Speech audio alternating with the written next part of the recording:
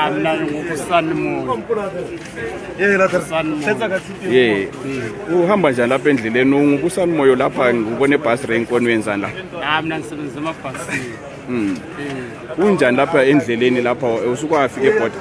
Hayi eborder isiphithiphithi, eborder isiphithiphithi kugcwele okuzwayo. Omunye ungathi abangapha lebonani. Asikwazi ukuthi namhlanje njengoba kuyi-24 hours enceke yabanganingi.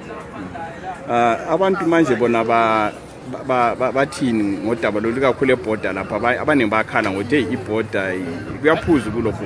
Hayi problem ukuthi hey this time eborder kungani ku street laba bomthetho bona bangangale kwakhona yibo abangani hey bathe eborder abantu badlalela ngebhola.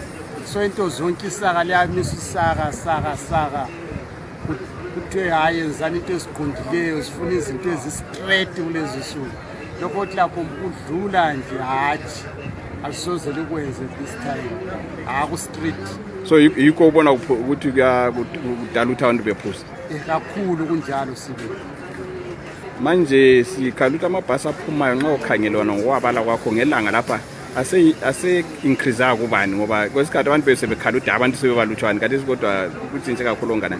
Hayi laba ebhasini zethu ezizima abazivalekile bangena kuma local buses bathi lezi zithi qhwimbi jana so babangani abantu bekhaya bafuna into engane ziphansi ngoba ikhona umpaba bafuna ukuthi bathenge lo onana ezimnandi so babe bona athi laba sibacha kakhulu ama price ngoba vela bekhwelile amabhasi lina likhweza kakhulu. Not kakhulu ngoba iblawayo sikhumbuthi qhwimbi jana not kakhulu. Lona itikiti liyimalini ngenjayelo khathesi kuyakubulawa imali?